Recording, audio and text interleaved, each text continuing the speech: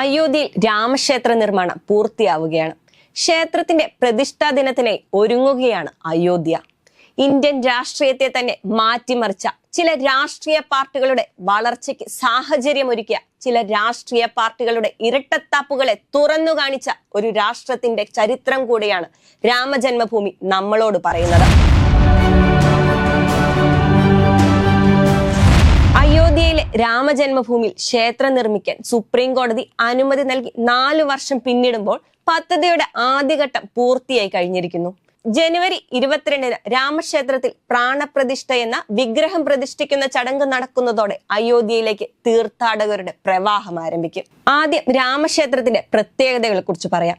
പിന്നീട് അത് നിർമ്മിക്കാനുണ്ടായ രാഷ്ട്രീയത്തെക്കുറിച്ചും അത് ഇന്ത്യൻ രാഷ്ട്രീയത്തിൽ ഉണ്ടാക്കിയ ചലനങ്ങളെക്കുറിച്ചും പ്രത്യാഘാതങ്ങളെക്കുറിച്ചും സംസാരിക്കാം. പ്രശസ്ത വാസ്തുശില്പിയായ ചന്ദ്രകാന്ത് ഭായ് സോംപുരിയുടെ കീഴിലുള്ള സംഘമാണ് രാമക്ഷേത്രം രൂപകൽപ്പന ചെയ്തിരിക്കുന്നത്. രാജസ്ഥാനിൽ നിന്നും കൊണ്ടുവന്ന പിങ്ക് മണൽക്കല്ലുകളും വെണ്ണക്കല്ലുകളും കൊണ്ടാണ് ക്ഷേത്രം നിർമ്മിച്ചിരിക്കുന്നത്. കുറഞ്ഞത് 1000 വർഷത്തേക്ക് ക്ഷേത്രത്തിന് അറ്റകുറ്റപ്പണികൾ ആവശ്യമില്ലെന്നാണ് ക്ഷേത്ര ട്രസ്റ്റിമാർ അഭിപ്രായപ്പെടുന്നത്. കൂടാതെ 6.5 റിക്ടർ സ്കെയിൽ തീവ്രതയുള്ള ഭൂകമ്പം പോലും ക്ഷേത്രത്തിന് അതിജീവിക്കാൻ കഴിയുമെന്നും ഇവർ വ്യക്തമാക്കുന്നുണ്ട്. 3 നിലകളിലുള്ള ക്ഷേത്രത്തിന്റെ താഴത്തെ നിലയുടെ നിർമ്മാണമാണ് അന്തിമഘട്ടത്തിൽ എത്തി നിൽക്കുന്നത്. ക്ഷേത്രത്തിന്റെ ശ്രീകോവിലിന്റെ വാതിൽ സ്വർണം കൊണ്ടാണ് അലങ്കരിച്ചിരിക്കുന്നത്. 1-ാം നിലയിൽ രാമദർബാറിലാണ് സീതയുടെ പ്രതിഷ്ഠ. മുഖ്യക്ഷേത്രം 2.8 ഏക്കറിലാണ് പൂർത്തിയാക്കിയിട്ടുള്ളത്. മ്യൂസിയം ഉൾപ്പെടെ ക്ഷേത്ര സമുച്ചയം മുഴുവനായും 75 ഏക്കറിലാണ് സ്ഥിതി ചെയ്യുന്നത്. 2025 ഡിസംബറോടെ ക്ഷേത്രത്തിന്റെ എല്ലാ നിർമ്മാണവും പൂർത്തിയാക്കുമെന്നാണ് അധികൃതർ അറിയിച്ചിരിക്കുന്നത്. 1800 കോടി രൂപയാണ് ക്ഷേത്രത്തിന്റെ ചെലവ് പ്രതീക്ഷിക്കുന്നത്. യഥാർത്ഥത്തിൽ രാമക്ഷേത്ര നിർമ്മാണത്തിലൂടെ വിശ്വാസികളുടെ വിശ്വാസം സംരക്ഷിക്കപ്പെടുക മാത്രമല്ല ചെയ്യുന്നത്, പകരം ഇതൊരു പൊളിറ്റിക്കൽ പ്രോജക്റ്റ് കൂടിയാണെന്നുള്ള സത്യം ജനങ്ങൾ തിരിച്ചറിയണം. രാമക്ഷേത്ര നിർമ്മാണം BJPക്ക് അധികാരത്തിലേക്കുള്ള വഴിയായിരുന്നുവെങ്കിൽ കോൺഗ്രസിന് അധികാരം നിലനിർത്താനുള്ള വഴിയായി ഉപയോഗിച്ചിരുന്നു എന്നതിന്റെ വിശദാംശങ്ങൾ പിന്നീട് പറയാം. 2019 നവംബർ 9-ന് രാമജന്മഭൂമി തർക്കത്തിൽ അന്തിമ വിധി പറഞ്ഞ സുപ്രീം കോടതി ഹിന്ദുക്കളുടെ വികാരം മാനിച്ച് ഭൂമി അവർക്ക് വിട്ടുകൊടുക്കുകയായിരുന്നു. പകരം മറ്റെവിടെയെങ്കിലും മുസ്ലിമുകൾക്ക് പള്ളി പണിയാൻ 5 ഏക്കർ സ്ഥലം അനുവദിക്കണമെന്ന് ഭരണകൂടത്തോട് നിർദ്ദേശിക്കുകയും ചെയ്തിരുന്നു. അതേസമയം ക്ഷേത്രം പൊളിച്ചാണ് പള്ളി പണിതതെന്ന് കണ്ടെത്തിയിട്ടില്ലെന്നും പരമോന്നത കോടതി വ്യക്തമാക്കുകയും ചെയ്തിട്ടുണ്ട്. ഇന്ത്യൻ സുപ്രീം കോടതിയുടെ ചരിത്രത്തിൽ തെളിവുകളുടെയും നിയമത്തിന്റെയും അടിസ്ഥാനത്തിലല്ലാതെ ഒരു രാജ്യത്തിന്റെ സമാധാനം കൂടി കാംക്ഷിച്ചുകൊണ്ടുള്ള വിധിയായിരുന്നു നടത്തിയതെന്ന വിമർശനം പരക്കെ ഉയർന്നിരുന്നു. പള്ളി നിന്നിരുന്ന സ്ഥലത്ത് നിർമ്മിച്ച രാമക്ഷേത്രം ജനുവരി 22-ന് ഉദ്ഘാടനം ചെയ്യുമ്പോൾ പകരം നൽകിയ സ്ഥലത്ത് പള്ളിയുടെ നിർമ്മാണം ആരംഭിച്ചിട്ടില്ല. ബാബറി മസ്ജിദ് തകർത്തിട്ട് 31 വർഷം പിന്നിടുമ്പോഴും ആ കൊടും പാതകത്തിന്റെ പേരിൽ ഒരാളും ശിക്ഷിക്കപ്പെട്ടിട്ടില്ല എന്നതും യാഥാർത്ഥ്യമാണ്. ബാബറി മസ്ജിദ് തകർക്കലിന് പിന്നിൽ ആസൂത്രണമോ ക്രിമിനൽ ഗൂഢാലോചനയെന്ന് തെളിയിക്കാനായില്ലെന്ന് പറഞ്ഞ പ്രത്യേക കോടതി 32 പ്രതികളെയും വെറുതെ വിടുകയാണ് ചെയ്തത്.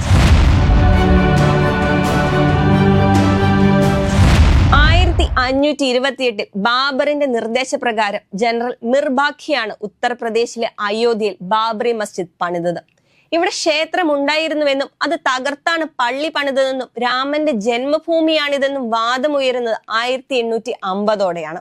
1885 ജനുവരി 29-ന് തർക്കം ആദ്യമായി കോടതി കയറി. മഹന്ത് രഘുബർ ദാസ് തർക്കഭൂമിയിൽ ക്ഷേത്രം പണിയണമെന്നാവശ്യപ്പെട്ട് നൽകിയ ഹർജി ഫൈസാബാദ് സബ് കോടതി തള്ളുകയാണ് ഉണ്ടായത്. ഇതിനെതിരെ നൽകിയ അപ്പീലുകൾ 1886 മാർച്ച് 18-ന് ജില്ലാ കോടതിയും നവംബർ 1-ന് ജുഡീഷ്യൽ കമ്മീഷണറും തള്ളിയതോടെ ബ്രിട്ടീഷ് കാലത്തെ നിയമ പോരാട്ടം അവസാനിച്ചു.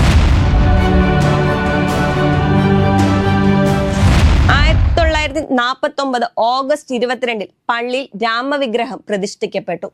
ഇതോടെ ഹിന്ദു മുസ്ലിം വിശ്വാസികൾ തമ്മിൽ തർക്കമാവുകയും പള്ളിയെ തർക്കപ്രദേശമാക്കി കണക്കാക്കുകയും ചെയ്തു. 1949 ഡിസംബർ 29 തർക്കഭൂമി ജില്ലാ മജിസ്ട്രേറ്റ് ജപ്തി ചെയ്തു. ഇതിനെതിരെ 1950 ജനുവരി 16-ന് ഗോപാൽ സിംഗ് എന്ന ശ്രീരാമ ഭക്തൻ ഫൈസാബാദ് കോടതിയിൽ ഹർജി നൽകി. 1959 സുന്നി വഖഫ് ബോർഡും 1961 നിർമോഹി അഖാഡയും ഹർജി നൽകി. രാമജന്മഭൂമിക്കായുള്ള തർക്കത്തിന്റെ സ്വതന്ത്ര ഇന്ത്യയിലെ നിയമ പോരാട്ടം തുടങ്ങുന്നത് ഇവിടെയാണ്. 80കളിലാണ് വിഷയത്തിൽ രാഷ്ട്രീയ ഇടപെടൽ നടക്കുന്നത്. 1984 വിശ്വ ഹിന്ദു പരിഷത്ത് അയോധ്യ വിഷയത്തിൽ കൂടുതൽ ശ്രദ്ധ പതിപ്പിക്കുന്നത്. BJP നേതാവ് LK അദ്വാനി രാമജന്മഭൂമി പ്രസ്ഥാനത്തിന്റെ നേതൃത്വത്തിലേക്ക് എത്തിയതോടെയാണ് രാജ്യവ്യാപക പ്രചാരണം ശക്തിപ്പെട്ടത്. ബാബറി മസ്ജിദ് പൊളിച്ചു നീക്കി അവിടെ രാമക്ഷേത്രം പണിയണമെന്നായിരുന്നു പ്രചാരണം. BJPയുടെ അതിവേഗ വളർച്ചയും ഇതിനോടൊപ്പം ഉണ്ടായി. 1986 ഫൈസാബാദ് കോടതി ജഡ്ജി ഹിന്ദുക്കൾക്ക് ആരാധന നടത്താൻ പള്ളി തുറന്നുകൊടുത്തു. കൂടാതെ രാജീവ് ഗാന്ധി അധികാരത്തിലിരിക്കുമ്പോഴാണ് ബാബറി മസ്ജിദിന് മുന്നിൽ സ്ഥാപിച്ച താൽക്കാലിക ക്ഷേത്രത്തിന്റെ പൂട്ടുകൾ തുറന്നു നൽകിയത്. ഇതോടെയാണ് ഹിന്ദുത്വ രാഷ്ട്രീയം ശക്തിപ്പെട്ടത്. ഷാബാനു കേസിൽ മുസ്ലിം സ്ത്രീകൾക്ക് അനുകൂലമായ സുപ്രീം കോടതി വിധി മറികടക്കുന്നതിന് രാജീവ് ഗാന്ധി നിയമനിർമ്മാണം നടപ്പിലാക്കിയിരുന്നു. മുസ്ലിം സമുദായത്തിലെ യാഥാസ്ഥിതിക പക്ഷത്തെ പ്രീണിപ്പെടുത്തുന്നതിന് വേണ്ടിയാണ് ഇതെന്ന ആരോപണം ശക്തമായിരുന്ന സാഹചര്യത്തിലാണ് താൽക്കാലിക ക്ഷേത്രത്തിന്റെ വാതിലുകൾ തുറക്കാൻ രാജീവ് ഗാന്ധി അനുമതി നൽകിയത്. 1989 നവംബറിലാണ് പ്രധാനമന്ത്രി രാജീവ് ഗാന്ധി ക്ഷേത്രത്തിന്റെ വാതിലുകൾ തുറന്നു നൽകിയത്. ഇതാണ് ഹിന്ദുത്വ ശക്തികൾക്ക് ആവേശം നൽകിയതും LK അദ്വാനിയുടെ നേതൃത്വത്തിൽ ബാബറി മസ്ജിദ് തകർക്കാനുള്ള രഥയാത്ര നടത്താനും ഇടയാക്കിയതും. മതേതരത്വം അവകാശപ്പെടുന്ന കോൺഗ്രസ് അധികാരത്തിൽ തുടരുന്ന കാലത്താണ് ഈ സംഭവങ്ങളൊക്കെ നടന്നു എന്നതാണ് വിരോധാഭാസം. 1992 ഡിസംബർ 6 പള്ളി തകർക്കുമ്പോൾ UP ഭരിച്ചത് BJP ആയിരുന്നെങ്കിലും ഇന്ത്യയുടെ ഭരണം കോൺഗ്രസുകാരനായ PV നരസിംഹറാവുവിന്റെ കരങ്ങളിലായിരുന്നു.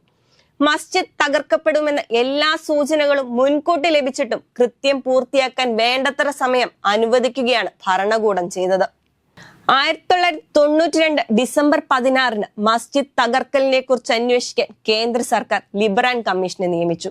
3 മാസത്തിനകം റിപ്പോർട്ട് സമർപ്പിക്കാനാണ് നിർദ്ദേശിച്ചിരുന്നതെങ്കിലും 17 വർഷം കഴിഞ്ഞ് 2009 ജൂൺ 30 ലിബ്രാൻ കമ്മീഷൻ റിപ്പോർട്ട് പ്രധാനമന്ത്രി ഡോക്ടർ മൻമോഹൻ സിംഗിന് സമർപ്പിക്കുന്നത്.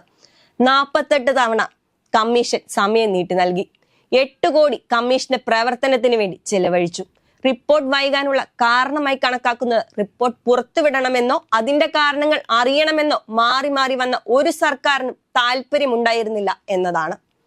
1993 ജനുവരി 7 തർക്കഭൂമി കേന്ദ്ര സർക്കാർ ഏറ്റെടുത്തു. തർക്കഭൂമിയുടെ കാര്യത്തിൽ തീർപ്പുണ്ടാക്കാൻ സുപ്രീം കോടതിക്ക് രാഷ്ട്രപതിയുടെ റെഫറൻസും നൽകി. 1994 ഒക്ടോബർ 24 റെഫറൻസിന് മറുപടി നൽകാൻ വിസമ്മതിച്ച സുപ്രീം കോടതി വിധി പുറപ്പെടുവിച്ചു. വിഷയം അലഹബാദ് ഹൈക്കോടതിയിലേക്കും നീണ്ടു. 2010 സെപ്റ്റംബർ 30 അലഹബാദ് കോടതി 2.77 ഏക്കർ തർക്കഭൂമി 3ആയി വിഭജിച്ചുകൊണ്ട് ഉത്തരവിറക്കി. രാംലല്ലയ്ക്ക് അഥവാ ഹിന്ദു ദൈവമായ രാമനെ ആരാധിക്കുന്ന സംഘം, സുന്നി വഖഫ് ബോർഡ് അഥവാ പ്രദേശത്ത് പള്ളി പണിയണമെന്ന് ആവശ്യപ്പെടുന്ന സംഘം, നിർമോഹി അഖാഡ അഥവാ ബാബറി മസ്ജിദ് അങ്കണത്തിൽ രാമക്ഷേത്രം വേണമെന്ന് ആവശ്യമുന്നയിക്കുന്ന സംഘം. എന്നാൽ 2011 ഈ വിധിയെ ചോദ്യം ചെയ്തുകൊണ്ട് ഇവർ 3 കക്ഷികളും കൂടി സുപ്രീം കോടതിയെ സമീപിച്ചു. തുടർന്ന് 2011 മെയ് 9 ഭൂമിയുടെ അവകാശവാദം സംബന്ധിച്ച് അലഹബാദ് ഹൈക്കോടതി വിധി സ്റ്റേ ചെയ്തുകൊണ്ട് സുപ്രീം കോടതി ഉത്തരവിറക്കി. 2019 മാർച്ച് 8 അയോധ്യ തർക്കം മധ്യസ്ഥ ശ്രമത്തിലൂടെ പരിഹരിക്കാൻ റിട്ടയർഡ് ജസ്റ്റിസ് FM ഖലീഫുള്ള അധ്യക്ഷനായ 3-അംഗ സമിതിക്ക് രൂപം നൽകി. മധ്യസ്ഥ ശ്രമങ്ങൾ ഫലം കാണാതെ വന്നതോടെ ഓഗസ്റ്റ് 7 മുതൽ കേസിൽ വാദം കേൾക്കാൻ അന്നത്തെ ചീഫ് ജസ്റ്റിസ് ആയിരുന്ന Ranjan Gogoi, justice Ashok Bhushan, justice SA Bobde, justice DY Chandrachud, justice S Abdul Nazir എന്നിവരടങ്ങുന്ന 5-അംഗ ഭരണഘടനാ ബെഞ്ച് തീരുമാനിച്ചു. 40 ദിവസം തുടർച്ചയായി വാദം കേട്ട ശേഷം നവംബർ 9 വിധിയോടെ 7 പതിറ്റാണ്ട് നീണ്ടുനിന്ന കോടതി വ്യവഹാരങ്ങൾക്കാണ് അന്ത്യം കുറിച്ചത്. അയോധ്യ വിധിയിലും രാമക്ഷേത്ര നിർമ്മാണത്തിലും മൃദു ഹിന്ദുത്വ നിലപാടാണ് കോൺഗ്രസ് സ്വീകരിച്ചിട്ടുള്ളത് എന്നത് എടുത്തു പറയേണ്ടതാണ്. മതേതരത്വം അവകാശപ്പെടുന്ന കോൺഗ്രസിന്റെ ഭാഗത്തു നിന്നാണ് ഇതെന്നുള്ളതും ആശങ്കാവഹമാണ്. രാഹുൽ ഗാന്ധിയും പ്രിയങ്ക ഗാന്ധിയും അടക്കമുള്ള നേതാക്കൾ അഭിപ്രായം ഇതുവരെ പരസ്യമാക്കിയിട്ടില്ല. എന്നാൽ രാമക്ഷേത്ര നിർമ്മാണത്തെ സ്വാഗതം ചെയ്യുകയായിരുന്നു മധ്യപ്രദേശ് മുൻ മുഖ്യമന്ത്രിയും കോൺഗ്രസിന്റെ അഖിലേന്ത്യാ നേതാവും കൂടിയായ കമൽനാഥ് ചെയ്തത്. അയോധ്യയിൽ രാമക്ഷേത്രം നിർമ്മിക്കുന്നത് ഓരോ ഇന്ത്യക്കാരന്റെയും സമ്മതത്തോടെയാണ് എന്നാണ് കമൽനാഥ് പറഞ്ഞത്. അയോധ്യയിൽ രാമന്റെ ജന്മസ്ഥലത്ത് ക്ഷേത്രം നിർമ്മിക്കണമെന്ന് രാജീവ് ഗാന്ധിയും ആഗ്രഹിച്ചിരുന്നുവെന്നും കമൽനാഥ് കൂട്ടിച്ചേർത്തു.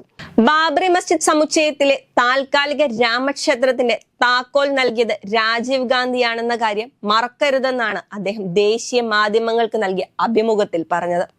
2020 അയോധ്യയിൽ പള്ളി പൊളിച്ച സ്ഥലത്ത് ക്ഷേത്രം നിർമ്മിക്കാനുള്ള ഭൂമി പൂജ സംഘടിപ്പിച്ചപ്പോൾ അന്നേ ദിവസം കമൽനാഥ് ഹനുമാൻ ചാലിസ നടത്തി. ഫലത്തിൽ ഐക്യദാർഢ്യം പ്രഖ്യാപിച്ചായിരുന്നു കമൽനാഥ്. കൂടാതെ വെള്ളിയിൽ തീർത്ത ഇഷ്ടികകൾ അയോധ്യയിലേക്ക് കൊടുത്തയച്ചു. മുതിർന്ന കോൺഗ്രസ് നേതാവ് ദിഗ്വിജയ് സിംഗും രാമക്ഷേത്ര നിർമ്മാണത്തെ സ്വാഗതം ചെയ്തിട്ടുണ്ട്. രാമക്ഷേത്ര നിർമ്മാണത്തെ പിന്തുണച്ച് കോൺഗ്രസ് പാർട്ടി പ്രസ്താവനയും ഇറക്കിയിരുന്നു. ഉത്തരേന്ത്യയിലെ മഹാഭൂരിപക്ഷ ജനങ്ങളും രാമക്ഷേത്രം പണിയണമെന്ന ആഗ്രഹമുള്ളവരാണ്. അതിനാൽ തന്നെ അവരെ പ്രീതിപ്പെടുത്താൻ ഏറ്റവും എളുപ്പവഴി ഇതാണെന്ന് കണ്ടെത്തിയതിന്റെ അടിസ്ഥാനത്തിൽ വോട്ട് നേടാനുള്ള തന്ത്രം മാത്രമായിരുന്നു കോൺഗ്രസിന്റെ ഈ നിലപാടുകൾ. BJPയുടെ വളർച്ചയിലും ഈ നിലപാടുകൾ കാര്യമായി സംഭാവന ചെയ്തിട്ടുണ്ട്. BJPയുടെ വളർച്ചയിൽ കൂടുതൽ സംഭാവന ചെയ്തിട്ടുള്ളത് രാമജന്മഭൂമിക്കായുള്ള അവകാശവാദമായിരുന്നു. അതിന്റെ വൈകാരികതകളെ മുതലെടുത്തുകൊണ്ടായിരുന്നു. 1992 ഡിസംബർ 6 ബാബറി മസ്ജിദ് തകർന്നപ്പോൾ തകർന്നു വീണത് ഇന്ത്യൻ മതേതരത്വമാണ്. മുസ്ലിം ന്യൂനപക്ഷങ്ങളിൽ വളരുന്ന അരക്ഷിതാവസ്ഥയുടെ തുടക്കമായിരുന്നു അത്. വിശ്വാസം രാഷ്ട്രീയമായി ഉപയോഗിക്കുന്ന പൊളിറ്റിക്കൽ പ്രൊജക്ടുകളിൽ അവസാനത്തേതാകട്ടെ അയോധ്യ കേസ്. മതത്തിലും ദൈവത്തിലുമുള്ള വിശ്വാസങ്ങളൊക്കെ വോട്ട് കിട്ടാനുള്ള തന്ത്രങ്ങളായി മാറുമ്പോൾ പാവപ്പെട്ട കുഞ്ഞുങ്ങൾ വിശപ്പടക്കാൻ കഴിയാതെ പോഷകാഹാരക്കുറവ് മൂലം മരിക്കുമ്പോൾ, ആദിവാസി കുടിലുകളിൽ ദരിദ്രരായി കുഞ്ഞുങ്ങൾ നിലവിളിച്ച് കരയുമ്പോൾ ആ കരച്ചിലുകൾക്കും വിശപ്പടക്കാൻ കഴിയാതെ മരിക്കുന്നവരുടെ കുടുംബങ്ങൾക്കും വേണ്ടി എന്നാണ് ജനം വൈകാരികമായി പ്രതികരിക്കാൻ തുടങ്ങുക? എന്നാണ് അത് വോട്ടായി മാറാൻ തുടങ്ങുക? അന്നാണ് ഇന്ത്യൻ ജനാധിപത്യം കൂടുതൽ സുന്ദരമാകുന്നത്.